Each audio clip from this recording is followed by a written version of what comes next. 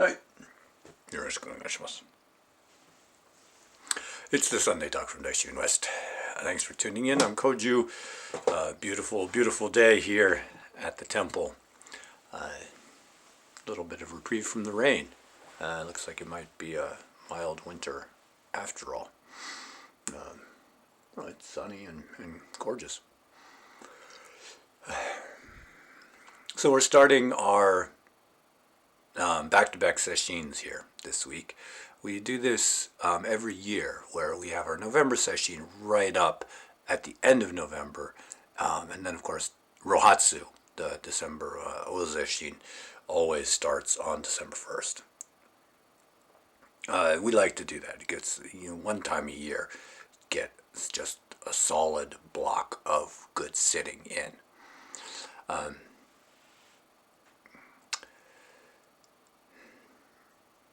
If we return to the question of why do Zen practice, really why do any practice? It doesn't have to be Zen practice. It doesn't really have to be something that we identify as so-called quote-unquote practice either. Just why exert effort? Well, let's rewind a little bit. Let's recall that the word Zen is in fact related to jhana, meditative concentration. It's one of the paramitas in Sanskrit. And jhana is just meditative concentration, particularly perhaps the form and manifestation, the expression of meditative concentration. And so for us Zen people, like that looks like, particularly that means zazen, just sitting up there on the cushion, being silent. That's what most of us think about when we think about meditative concentration or dhyana, that particular aspect of Buddhist practice. But, well, in contrast to samadhi, shall we say, jhana is the expression, the form, the crossing of the legs, the sitting on the cushion, the watching the breath come in and out, as opposed to samadhi, which is, we'll call the condition of meditative concentration, the dimensionless condition of that practice.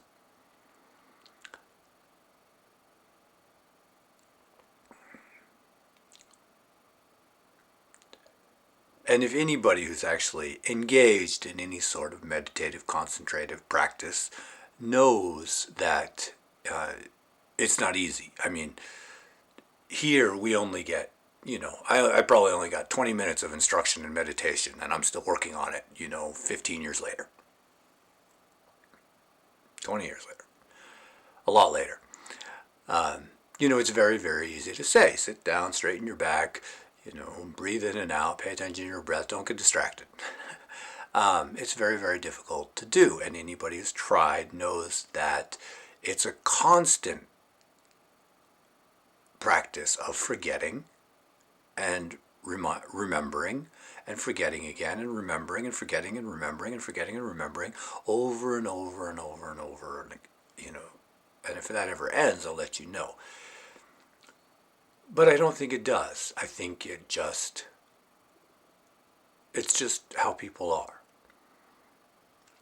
And it isn't actually unique to this particular aspect of quote-unquote practice, meditative concentration. It's in fact universal to everything that we do. Why make effort? Usually we make effort because we want to get someplace. We want to, accomplish something. We want to get something. And okay, fine. We can probably figure out how to do that. If we're really motivated and we put in a lot of work, we might be able to figure out how to do that. And that's fine. If we want to accomplish that state, or be in that place or have that thing, okay, fine. There's no problem with that. Don't think that's going to solve all your problems and you're going to be happy forever, because that's not happening. But you want to get to that place or have that thing, fine. Figure out how to do that, no problem. But this is a little bit different, isn't it? Because you're just sitting on a cushion, breathing in and out. So what is it that is gained from that? Why persevere when it seems, futile or stupid or, a waste of time or whatever the mind says about it?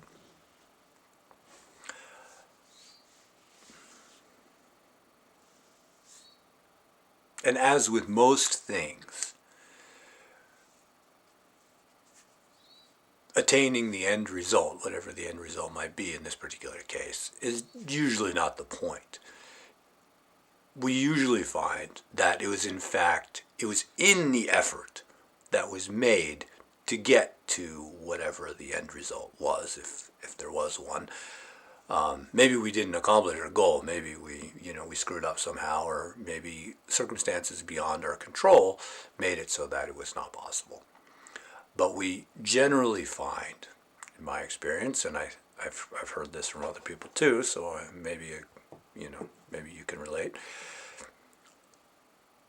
It was actually in the effort that was made to pursue that goal.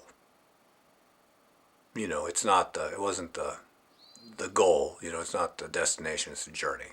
It's the shorthand, right? Because we made the effort, because we organized ourselves and pursued this thing and figured out what it is that we needed, and how do you say that? Steeled our heart towards that particular end.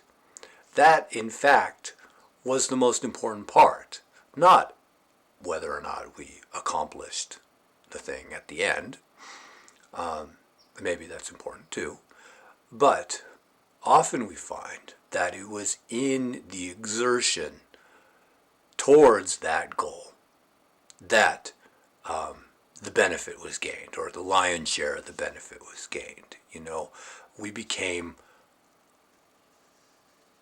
a better person. We became more aware of ourselves and our relationships with others. We built our character. It builds character to undergo exertion, or whatever it is. It is in that exertion. There has to be some steel. There has to be some backbone. Nothing is accomplished without that. And in fact, we only learn about ourselves. We only learn what our limits are and what we are actually capable of if we put ourselves to the test through exertion.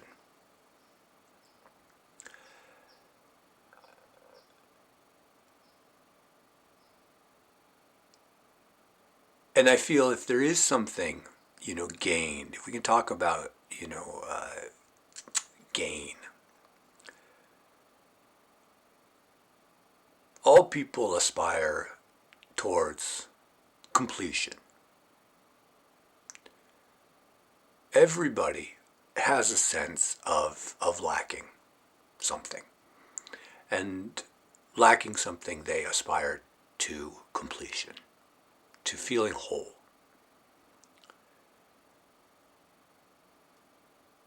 And we try and fill that void with various things, and it never works out. But I would postulate to you that it is in that learning of ourselves, that exertion, that trial by fire, that satisfaction is to be gained. It isn't going to be gained by end results. It isn't going to be gained by accomplishing that what we seek. Anything that is accomplished, anything that is attained within conditioned reality is transient. It is temporary, and it will change. Causes and conditions will change, and it will not be satisfying. That's just how it works around here. However, through that process of steeling our hearts and pursuing something, expending effort, working, that is how self-knowledge, and self-knowledge doesn't necessarily mean like I know this or that about myself. It's just a familiarity. It is a knowingness. And it is through that knowingness, that awareness of who we are and how we are related to everything else, that satisfaction and contentment can be gained, shall we say. Really, there's nothing lacking anyway. And it's just in expending this effort that we realize that there isn't anything lacking.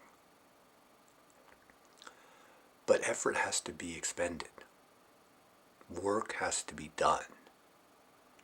And if we think we're just going to get somewhere, if we think something's going to happen for us, if we're just chilling out, if we just cross our legs and zone out on a cushion for 30 minutes a day, it's not working. You know, there's nothing happening there. There has to be, we have to push our limits. We have to expend real effort. And that means difficulty. That means approaching that which scares us and luxuriating in it. You know, approaching that which is fearful and conquering it. Experiencing that which is painful. For real, and not just sort of looking at it, you know, side-eyed. We have to really squarely face it and take it into ourselves. And if we cannot do that, then we will not know ourselves, and there will be no satisfaction.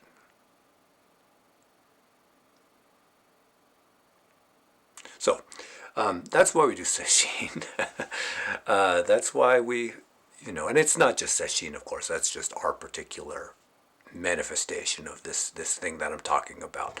But for all people, in whatever methodology they use, there has to be this dynamic of pushing our limits and seeing what we are. You know, this trial by fire process, which as far as I can tell is just something people have to do to know themselves. So, look into it, please. And if you want to do sesshin, of course, then there's a contact at daishuinwest.org on the website, and you can send me an email. And I will not be uploading a talk next Sunday because we just have this 1 day gap between the two sesshin, and I have to do the laundry and the shopping and everything, and I won't have time for it. But maybe on December 8th, after Rohatsu is over, if I have something to say, I will upload another talk. So have a good few weeks. Thank you for tuning in. Arigatou gozaimasu.